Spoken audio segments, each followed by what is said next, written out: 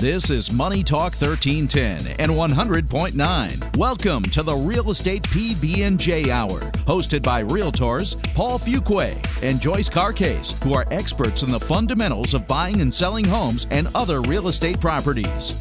Now, here's Paul and Joyce. Well, good evening, folks. I hope that you've brought the firewood close to the house so you can assure yourself of a roaring fire in the next couple days as this bad weather settles in. I'm Paul Fuqua with Rosen Womble. I've been a real estate agent for over 25 years in this area and sold millions of dollars of properties. And my business partner is Joyce Carcase. Joyce, do you want to introduce yourself to the folks again? This is Joyce Carcase. I'm glad to be back. I've been partnered with Paul with Rosen Womble for the past 5 years, and I think we have a lot of good information to share with you on real estate and what's happening. The first issue this evening is to get a report from Joyce on the market update. What's happened in the past week since we were last on the air? How many listings? The rate of pace of sales continues to be hot. Joyce, what's going on? Well, 2022 is not slowing down, that's for sure. Just looking at the listings and the multiple listing services for Virginia and Eastern North Carolina, which includes Currituck and Moyock, we've got close to about 2,800 active listings today, which is about the same as we had last week at this time. We do expect an uptick in listings over the next couple of months, and with interest rates rising, that's the prediction anyway, buyers should continue to be pretty aggressive in making their moves sooner rather than later.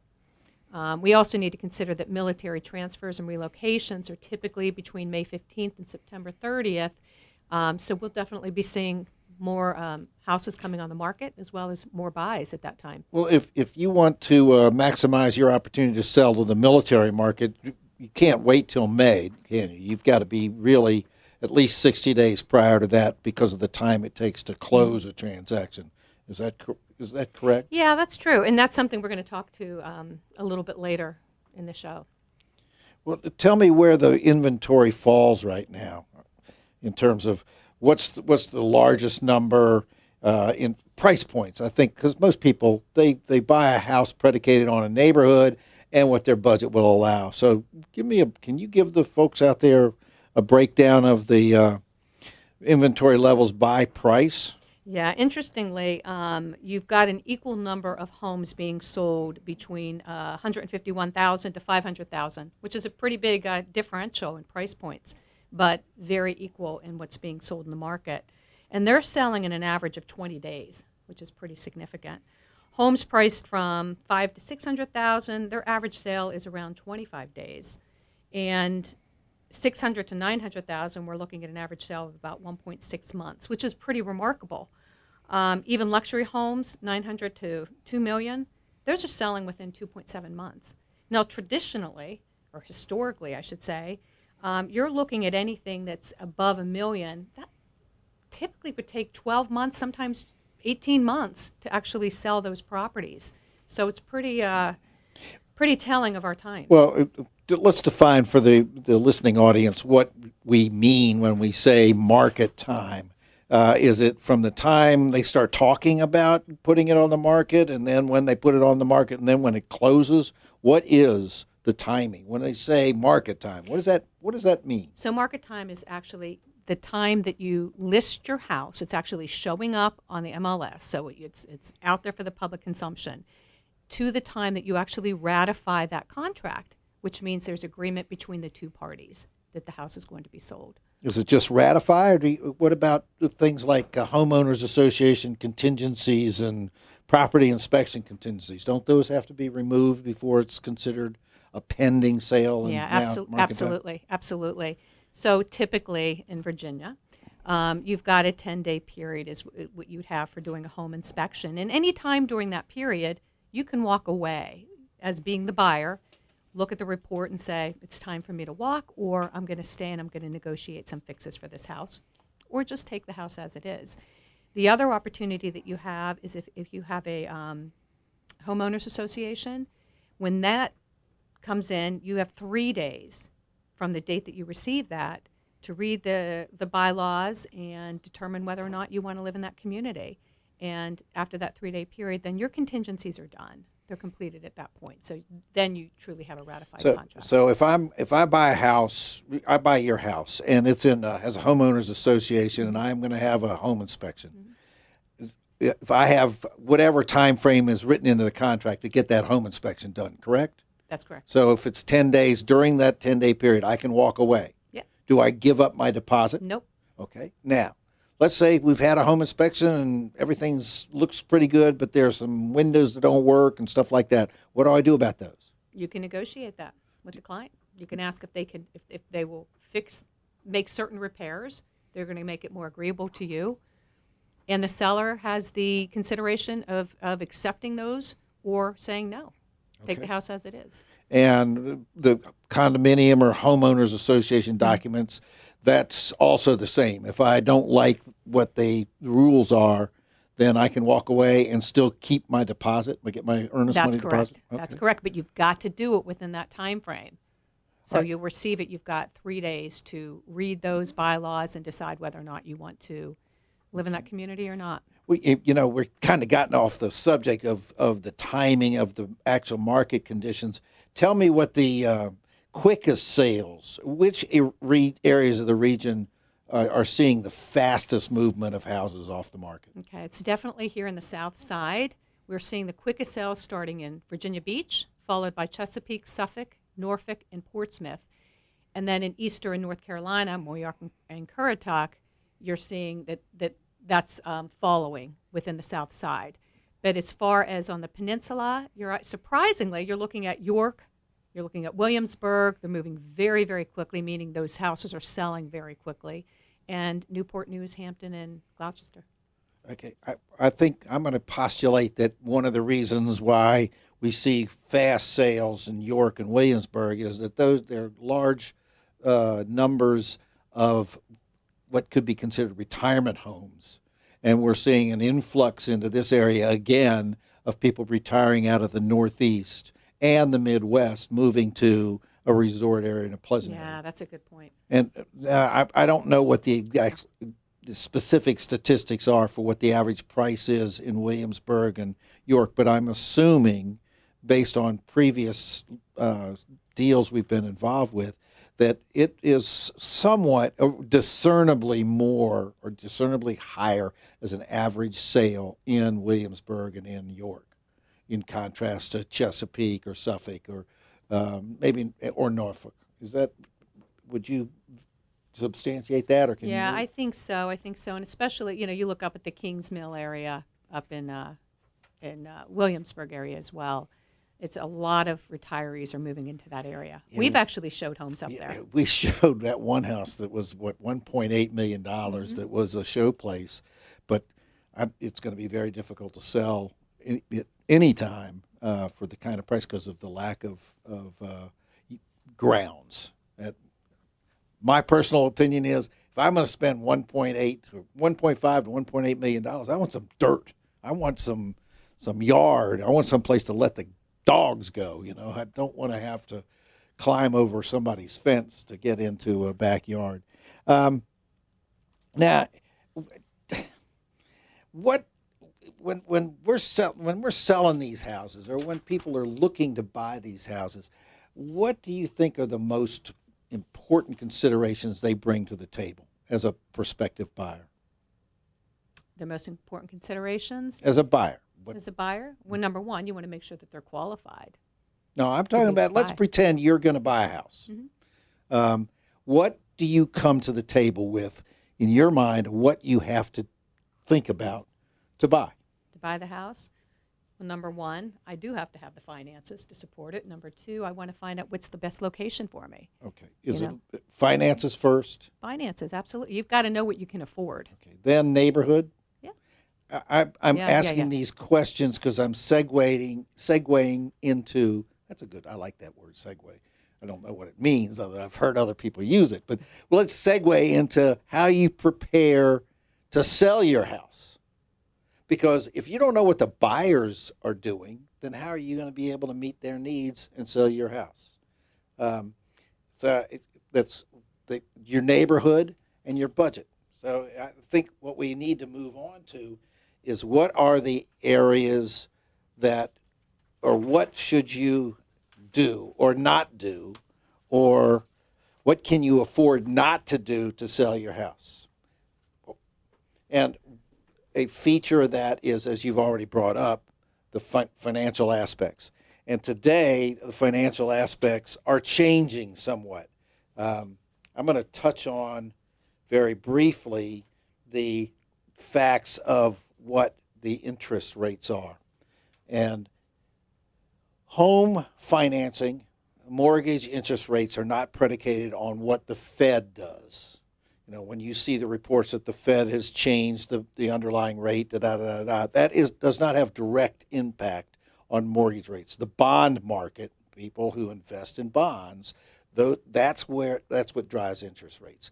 So when interest rates go up or go down, all you have to do is look at the bond market, and then you can have an economist explain to you why that happens, right?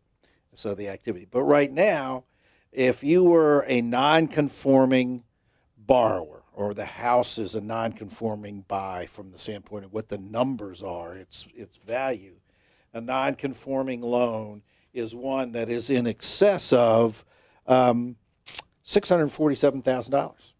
So if you're going to finance a $700,000 note or an $800,000 note, it's a non-conforming loan.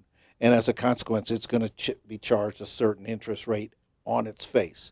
Right now, and I don't quite understand why a non-conforming loan is lower than a conforming 30-year loan. Non-conforming is, I was quoted today by Holly Robinson at Advanced Financial, that a non-conforming is 3.375%. And a conforming 30-year loan, and if I'm putting you to sleep, stay awake, we got more stuff coming. A conforming 30-year loan is at 4%. In a conforming investment, you're going to invest and buy a rental in Norfolk Highlands of Chesapeake, you're going to pay 4.5% interest on that. And if you are buying FHA, first-time home buyer, you haven't owned a home for a specified period of time, you're at 3.75%. And a VA, you're military, you have military benefits, you are at 3.75%. So those numbers are an uptick, and we're coming up on half a point or a full point. And every time the rate goes up, your borrowing / purchasing power goes down. And usually the number they use is 1 point is $10,000, a minimum of $10,000 of value of loan amount, and it can change. But that's something to be aware of as a seller, because the higher the rates, the less apt buyers are to come buy a house at a higher price point. So we're right now, I think our average sale price is somewhere in the neighborhood of $260, something like that, area wide. Right. So if we're at $260 and the rate goes up, say to 5%, people that could afford a $260,000 buy, they can't. They're now a $250,000 buy. That's why establishing your budget on the basis of what your monthly is so important. These numbers change, and every set of circumstances for every buyer is different. If you have a desire to buy a new home, and you need to sell your new home, your old home rather, not sell your new home, sell your old home, you have to be aware of what it's going to cost someone to buy your house, and you have to be aware of what it's going to cost you to buy your own replacement house here, if you're going to stay in the area, or wherever you're moving, because the numbers have to be dealt with, and they get very boring. I don't know when we're going to go to break, but I think that I don't want to put you to sleep, and we definitely want to come back. This is Paul Fuqua of Rosen Womble Realty and Joyce Carcase. And we're going to talk a little bit on what you actually need to consider before you put your house up for sale. That'd be great. We'll see you in a few seconds after these messages.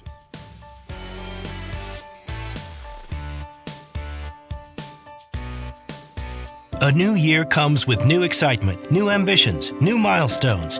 Is this the year you pop the question, have a child? Celebrate a major anniversary. At Diamonds Direct, we're here for you, now more than ever. With our vast selection of exquisite hand-picked diamonds, our world-renowned designer jewelry collections, our industry-leading warranties and guarantees, and our people. People with a passion for helping you mark any occasion with something that's both meaningful and timeless. And our commitment to providing exceptional value is stronger than ever in the new year. Whether you're just starting out on a tight budget or whether you're splurging on that 30th anniversary gift, Diamonds Direct will make sure you get the price that you expect from America's premier direct diamond importer. Welcome to a new year and welcome to Diamonds Direct, where extreme value combines with the ultimate luxury shopping experience to create that truly magical moment for the milestones in your life. Diamonds Direct, your love, our passion. On Virginia Beach Boulevard, across from Town Center. Let's face it, credit cards are pretty much a necessity. New tires for the car? Here's my card. I order takeout, use my card. And most of us just accept the high interest rates credit cards charge as a necessary evil. What are you going to do?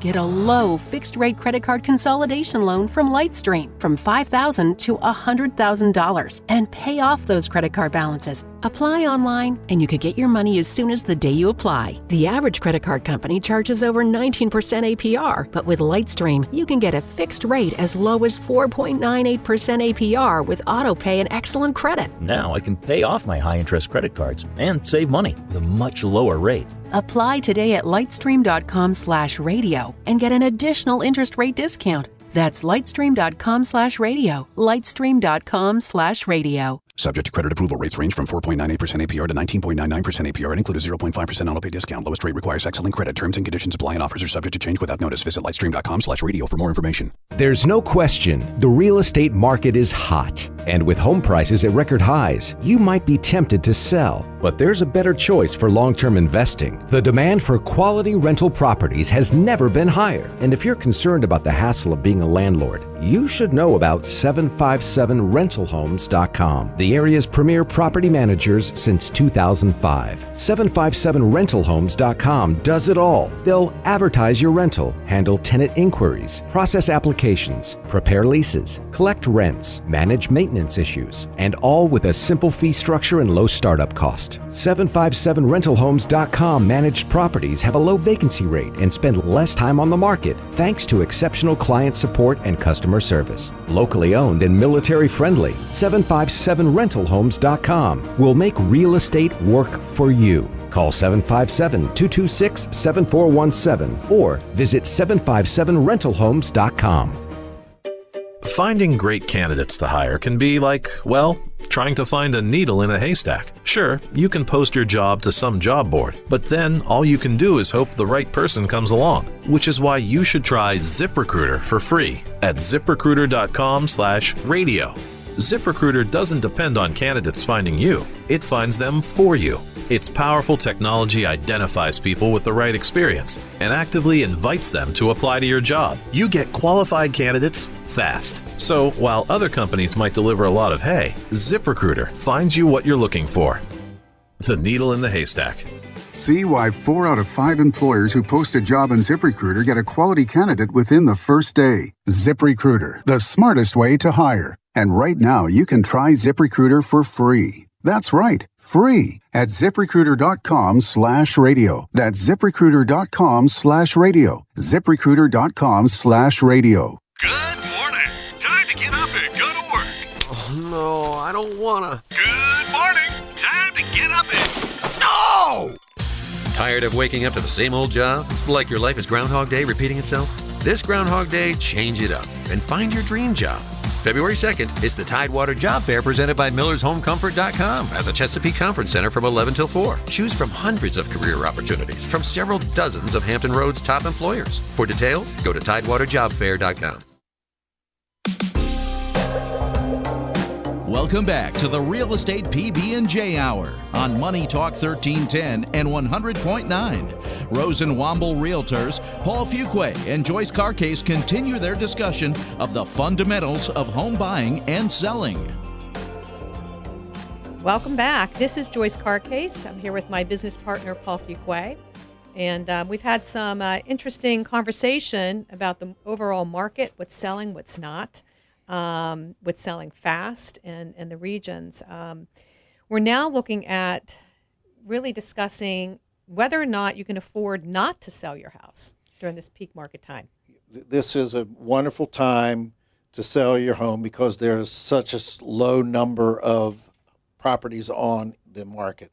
However, that also serves to be an impediment to your finding your own house if you're staying in the area. The good part of it is you can sell high. The bad part of it is you buy high.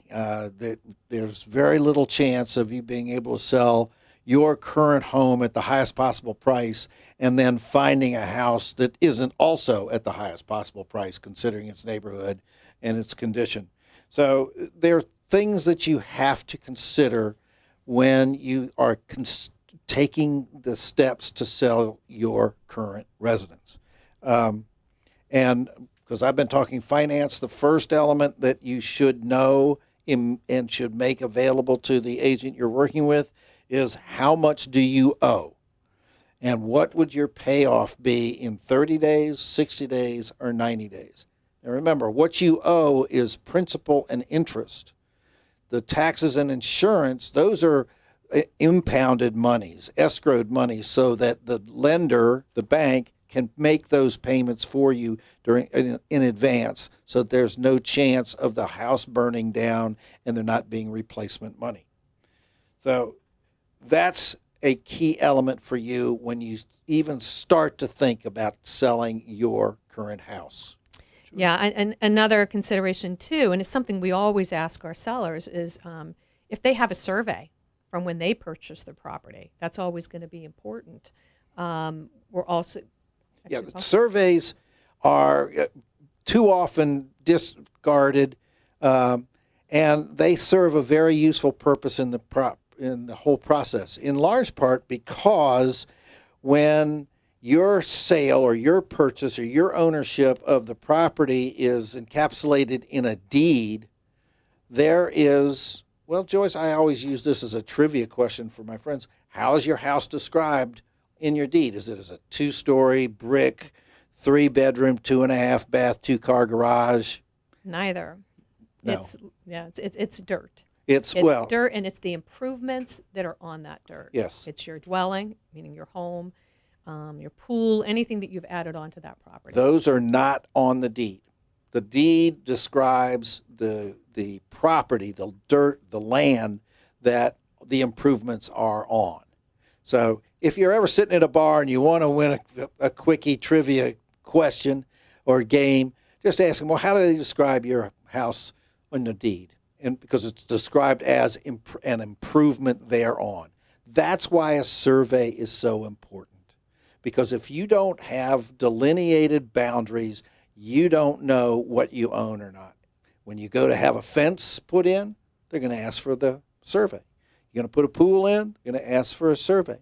You want to put in any one of the jurisdictions a fire pit in, a permanent fire pit, you have to know the line because there's a requirement for setbacks from your property lines for fire pits. And I know that personally because we just did that recently. We were going to build a fire pit, but I thought a perfect location, and we checked, and the city said, ain't going to happen. So those are little considerations. Surveys are absolutely useful, and they make great friends of your neighbors when you know where your fence should be and whether or not there are any easements and a whole variety of things that are described within the confines of one sheet of paper, your survey. Yeah, other things, too, to consider your title insurance. You're going to want copies of your home and flood insurance, average utility bills. These are asked for quite frequently by the buyers coming in. They want to understand how efficient that house is, particularly if you have existing furnace, gas water heater, etc. They just want to see how efficiently that is being run. Operating costs can affect your enjoyment of a house. I've had clients who've bought very large houses with very high ceilings, and they were shocked when they realized how much it costs to heat a 20-foot high foyer or a 20-foot high family room. You're basically heating all that unused space up above you because heat rises. And those operating expenses, if you don't have any knowledge of them as a seller, you can't meet the questions or answer the questions that good buyers are going to have. One of the things we do when we're representing buyers, we always ask potential sellers, what are the operating costs? You have them available.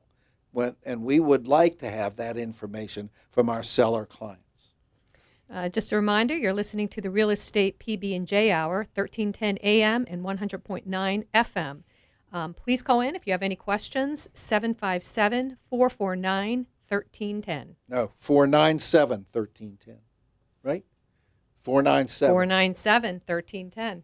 Yeah. If you want a 449, you can call me, Paul Fuqua, 449-7463, 449-7463. That's me. I won't answer the phone while I'm on the air, but I'll answer the phone, or we'll answer the phone if you call us at 497-1310.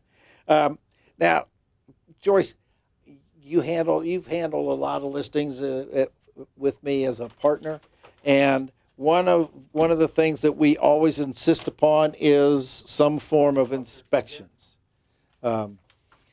And if you want to go through the benefits of having preliminary inspections done prior to preparing to sell your house, tell me what it is. Well, I think the most important thing to do before you're selling the house is we always ask for a pre-inspection. We think it's smart. And this is really looking at everything from head to tail, so I always like to call it your roof down to your crawl space, just to see if there's anything that needs to be repaired. You want to do this in advance, particularly if it's your crawl space, if it's your furnace, your water heater, things of greater expense, so that you can do it within your time frame and hopefully save money doing that. The same thing with, like I said, with the crawl space. Just having a clean crawl space is going to be important so that you don't have to worry about moisture damage. You don't have to worry about termite issues. That's going to be a great selling point when you go to list the house. And how much does that cost our clients when they have a termite and moisture inspection? $95 typically. Okay. And they pay that at closing. Right. So what we want to do is we want to zero in on the elements of the house that may well need repair or correction prior to getting a contract and having a home inspection done by the buyer. It gives you planning time to fix stuff. Dino, you have something for us? We do. We have a phone call right now. Let's go to Tristan. She has a question, so let's get Tristan on the air. Kristen, you're talking to Paul Fuqua and Joyce Carcase in the Real Estate PB&J Hour. What can we do for you? Oh, thank you. Hi, how are you guys? We're good. Great. How are you? I'm good, thank you. I'm actually an out-of-state caller. I found your show online, and it's really perfect timing because I'm kind of in the midst of this whole process. So I hope you don't mind me kind of going back to maybe the home buyer side of things. I know you were talking about some seller things, but I do have like a question or two just from the home buyer perspective. Please, fire away. And if I don't know the answer, I'm going to lie. Oh, sounds good. Well, the first thing is, I kind of appreciate you guys talking about like surveying the property and things, because one of the things that I felt like my realtor led me really well, but I still had questions about was like what to elect for in the home inspection. My inspection's actually tomorrow at 11:30, so a little nervous over here, but I'm kind of wondering, like, I'm going to be present on the property, and I just feel like there may be some things that I can ask in person that would be helpful for me to see in person as opposed to just reading when I get that inspection back. So I was kind of wondering, is there anything that you would recommend, like, since I'm going to be there, asking the inspector to show me or specifically point out that I might just be better served to see or hear in person? Hi, Tristan. It's Joyce. I think one of the key things that you could do is you always want to know the ages of things in the home. Now, the seller will share a lot of that information with their agent when they list it, but it's not always accurate because they're not always sure of the age of the roof, for instance, especially if they acquired the house from somebody else. So finding out how old the roof is, That's a big ticket item for you to replace otherwise. Finding out how much your furnace is, or how old the furnace is, the water heater. Paul, is there anything else with that? Yeah, the air conditioning. The air conditioning compressor and the air handlers. What you really want to zero in on, and good home inspectors will always provide the dates of installation and or manufacture for those major appliances. And if he or she doesn't, then you want to know that. That's something that at the conclusion of the inspection, the inspectors normally will sit down with you and in the presence of you, perhaps the seller's agent and your agent, and go over the key parts of the report and his findings. And number one, take notes of what his remarks are, because they may well shed a little more light than what you see in the written report. Number two, ages are of significance. Number three, your general overall impression of the property. There are some things that you may have not noticed when you wrote the contract that would be considered cosmetic, and as a consequence, they can't be correct or addressed in a home inspection, i.e. blemished paint, or a scratch in a door, or things of that nature. The cosmetic items, a tear in the rug, those things you cannot ask the seller to correct. The home inspection is there for you to feel comfortable with having exercised due diligence and care in the pursuit of this purchase. Tristan, how old is the house? So the house was built in 1950. Oh, wow. That's great. Yeah, nice old one, huh? And how old is, I'm sorry, it's a brick house? It's a brick house, yep. It's a kind of classic house around here. So it's a 2-story brick home, 3-bedroom. The 3rd bedroom's pretty small, so it's going to probably be more of an office for me. But my goal, it just fits perfectly what I've been looking for, and I've been really not in a rush. So I felt very fortunate to be in the position I am, where I've been able to kind of wait for the right thing. And I know you guys were talking earlier about just like how fast houses are flying off the market. I really thought if I kind of bided my time a bit until the winter that we would have a bit of a slow. And it has slowed slightly, but to be honest, I saw my house, almost my house. I can't say that yet, but I saw it 4 minutes after it hit the market, and I had to offer highest and best by 2.5 days later, and they accepted my offer that evening. Congratulations. Yep. That's exciting. Now, is this your first home? It is. Yeah, I am excited. It is my first home, and honestly, without taking too much of your time, it was just really crazy because there were 6 offers very quickly, and mine was not near the highest. I did write a note to the sellers, and my realtor came back and said, I have never experienced this before quite in this way, but they really loved your note, and they would like to work with you if you'll work just a little bit more with them. So we came to an agreement after that. Congratulations. You were very, very wise. In my career, I have seen any number of people who have addressed personal letters to sellers. Some agents advise not to. If you're in a buying situation, I think anything you can do, especially in a competitive market, to make your offer stand out other than just pure dollars and cents is to your benefit. At the same time, if I were advising you as a seller, I would have to ask you what is most important to you as a seller. Do you want to feel good, or do you want to pocket the money? Now, I think it's wonderful that you've achieved this success, and I'm certain that the level of preparation you've put into it will benefit you when you sit through the home inspection. What I suggest is do not follow the guy around, the inspector around, unless he specifically asks you if you would like to. Most of these inspectors want to get the job done and be able to record what they're finding as rapidly and completely as possible, and not be having to answer questions of their clients. Yeah, but also don't forget, you hired him and he's working for you. So if you've got questions, don't be afraid to ask them. If he hasn't addressed something that you think might be an issue, bring it up. Yes, and because while he's there, he can go back and re-inspect. And we've seen that happen where a prospective buyer has noticed something that he missed, or the inspector missed. I got to be careful if it's a he or she, because we had an inspection done. Well, we had an inspection done just last week where it was a husband-wife team, and she was a better inspector than he, because she knew what the details of the kitchen had to be better than he. She knew how the appliances had to work better than he. Mm-hmm. He was up on the roof and underneath the house. He was great at that stuff, but walking around the house, he was not as efficient as she was. Yeah.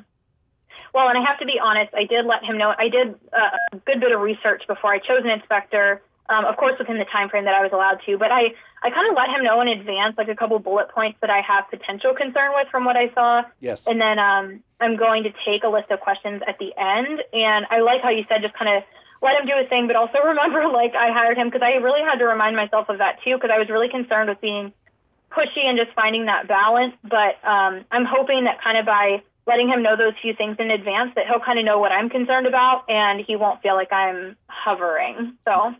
Yeah, it's a big purchase. I mean, ask as many questions as you need. You don't want to hover all the time because they do need to get their job done. But one thing, I mean, your real estate agent, whoever is closing for you, be it your attorney or a title company, they work for you. And so you have every right to ask any questions that you want because you're paying them. And a lot of times people can be a little bit intimidated by that, but because they're unaware of everything that's being done in the background. But make sure that you ask those questions. And do not be afraid to take pictures of what you see of the house as you're going through it.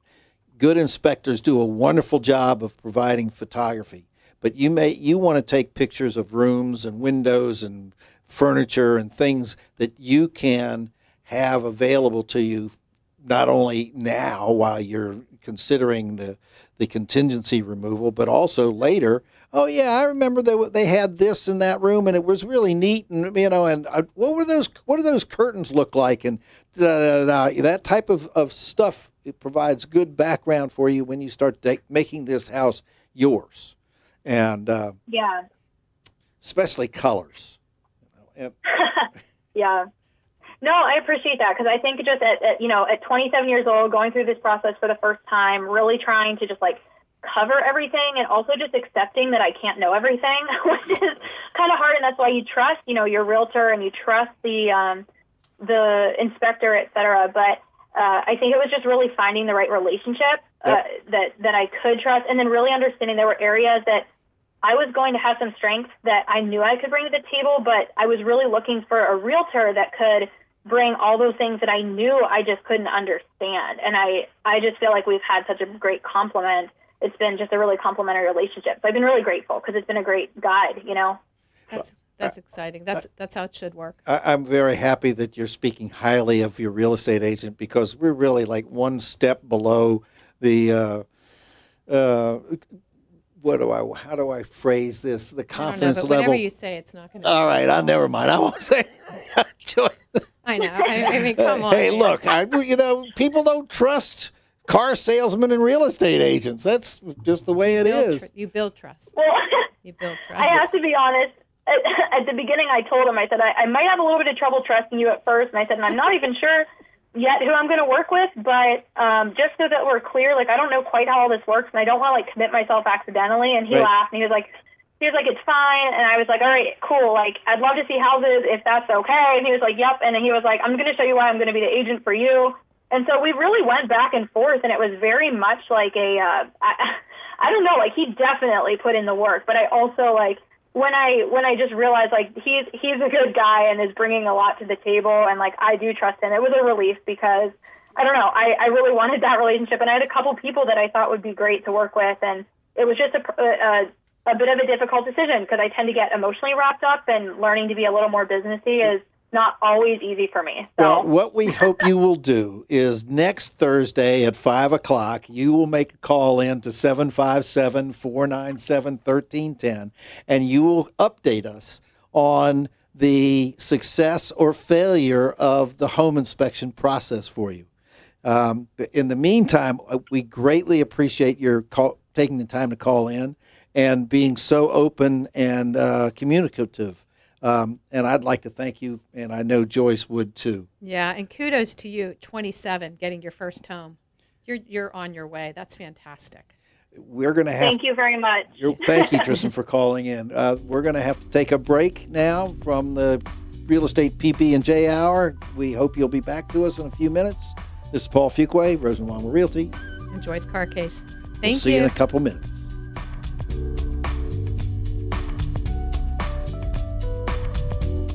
Hi, this is Gordon Deal. Friday on This Morning, America's First News. As his second term in the Oval Office begins, President Biden seems to be putting out fires in every direction. How can he reset his time in the White House? Also, employers are using 401ks to attract workers and retain talent. Hear how the tax advantage plans are beefing up. And managing rising food prices if your wallet's taking a beating. Friday on This Morning, America's First News. Tomorrow morning, 6 till 8 on Money Talk 1310 and 100.9. How's the stomach, Ryan? Settling down. Did you ever think you'd be up there, weightless in the space station? I'm more like a boots-on-the-ground person, Todd. Need to look at things from new angles. Okay, but... Take in the big picture. Certainly is big. How big? As big as... Our winter furnace giveaway. Actually, I was going to say... That's it exactly, Ryan. I'll give you a furnace for only $9.95 when you buy the matching AC. Gotta keep our team working in the cold months. See? Big picture. Feeling a bit queasy. I know we're not making much money, but... No, the lack of gravity. Oh, I understand the gravity of the situation. Not sure you do. Houston, we have a problem.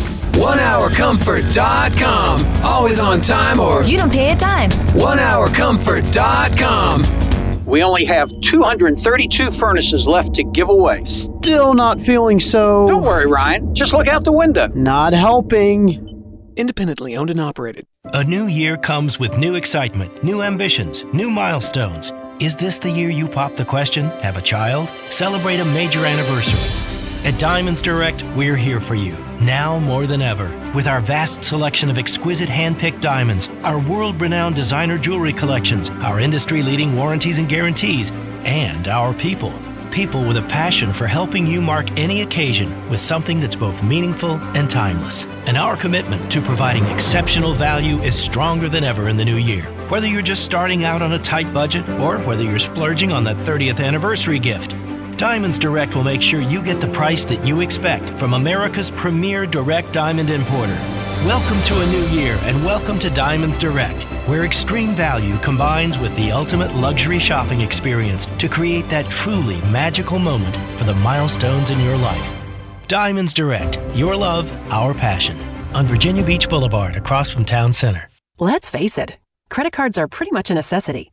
New tires for the car? Here's my card. I order takeout, use my card. And most of us just accept the high interest rates credit cards charge as a necessary evil. What are you going to do?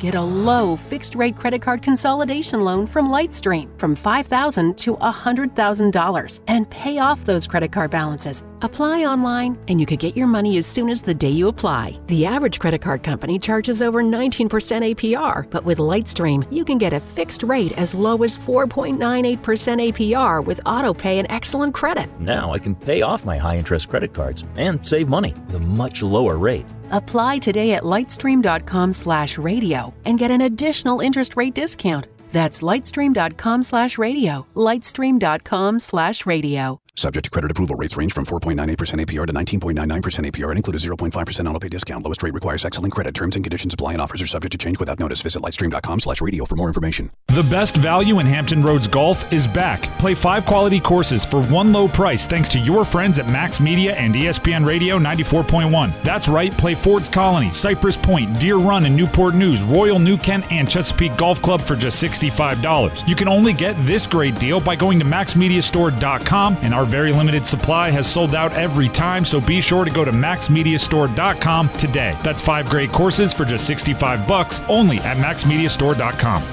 Go big and work for Newport News Shipbuilding, a division of Huntington Ingalls Industries. Big pay, big benefits and big opportunities to build the most advanced ships in the world. Trades trainee, entry-level, and experienced jobs available, offering up to $5,000 in sign-on bonuses and up to $2,500 in relocation. Now hiring welders, fitters, machinists, pipe fitters, and more. Apply at buildyourcareer.com. Search by location, Newport News, Virginia. Job seekers must be 18 or older and U.S. citizens. Equal opportunity employer, military and disabled welcome.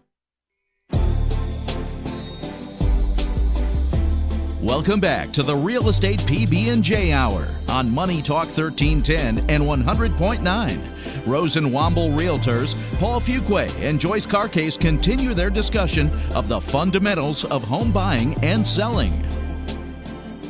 This is Paul Fuquay. Thank you for coming back. I hope that this has been somewhat of a learning curve. I know that we certainly enjoyed our conversation with this young lady who is in the process of making her first purchase. I'm Paul Fuquay, Rose and Womble Realty, and Joyce Carcase. Hi, welcome back.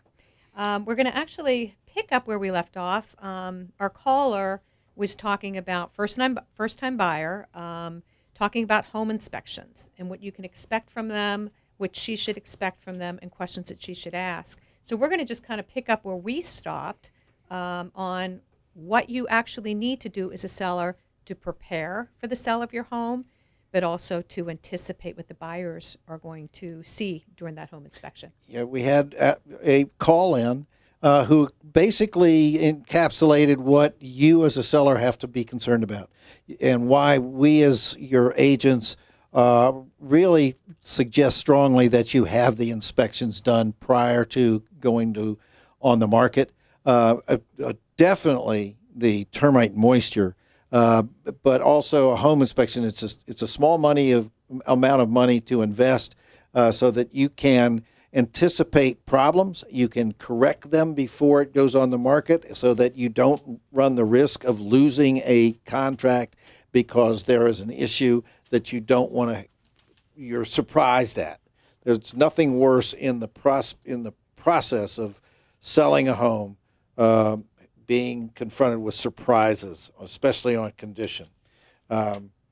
Termite moisture also, today in today's market, the appraisers who come in for the lender, they're going to look at the condition of the house, and there may be appraiser mandated repairs. Have you had those recently? Yeah, we did actually. It was on the deck. The deck didn't meet code. And yeah. And that's pretty common. People will build their decks. They may not have the railing across. Isn't it 30 inches, Paul? If it's 30 inches high, at least in the state of Virginia, if your deck is elevated or your front porch is above an elevation of 30 inches over the lowest point of the ground, then you have to have a railing. Yeah. So, honestly, do it before you have the inspection or before you actually put the house up. Costs a couple $100s to have that done, and it's definitely well worth it. And it's one less thing you have to worry about during that appraisal process. And we can actually point out to you as a seller that if we have these inspections done prior to your putting on the market, it's something that we can then trumpet as part of the marketing material. The house has been inspected. We have a clean letter on the termite moisture. We don't have any kind of issues that we know about, but we welcome an inspection. Or in today's market, many times when it's a fast-moving market, the buyers will accept your report and the invoices for the work that's been done in making the repairs. The worst thing we see is the instances where our sellers, correct me if I'm wrong, Joyce, where our sellers say that they're going to offer a credit or a discount, and they're not going to worry about this. From my experience, Joyce, I think if you can confirm this, it becomes an issue. Yeah, it can become an issue. First of all, it doesn't take much to do your fixes or to have the fixes done prior to. But you don't want to worry about your final walkthrough, worrying about a credit whenever you're going to close. The credit can actually have implications with your lender. Mm-hmm. Paul, I know you've done a lot. Yeah, well, if VA and FHA, if there's an appraisal and there's noted a repair, and the repair has to be done before the funds will be released by the lender. The other elements of concern, if you live in a homeowners association or condominium owners association neighborhood, they conduct an inspection. You as a seller should be aware, and you can sometimes make a call. Gee, we're putting the house on the market. We'd like you to make a homeowners association inspection now, so that we can correct any deficiencies you may well find. And actually, a lot of people, I don't think, realize this, but whenever you get, because I've gotten them from my association, when you get those letters and you're fixing it, you correct the issue yourself, be it rust on your driveway, if you don't send back in the form that states that you corrected the issue on your driveway, that would continue to be showing up on your record. Yep. So they can actually come back and fine you for that if you have not brought that forward. And homeowners association, condominium owners associations, they exist to maintain purportedly the value of the neighborhood, and they also can be very strident, and they can hold up a closing if they could slap a lien or a notification upon you of a deficiency. So you want to get those things taken care of. We sold one not so long ago where the homeowners association inspector, who I think may have been a neighbor, found fault with the shutter because it wasn't square. It didn't look straight. It wasn't a line. Oh, it wasn't a line. It was not a line straight. So it was a little bit crooked. Just, some of these things are preposterous, but it's one of the prices you pay for living in neighborhoods that try and expend dollars and time to maintain the value of the neighborhood. It'll save a lot of headache just addressing those things up front. I mean, we've had the buyers that come in that see these things, and it is a headache. Yes. And it can be more of a headache if it's disclosed by the homeowners association in the documents or prior to the closing. Right. The other element that we haven't really talked about is what kind of timing, if you're going to sell your house, what's the timing for you to relocate? You sell one house, now you move into another. Well, when do you start looking? How do you do that? How do you write an offer on a house that you want to move into when you haven't sold your other house? And how do you disclose? Joyce, can you do a real, we don't have a lot of time left, but can you just run over real quick the aspects of writing those elements of the contract for the folks out there?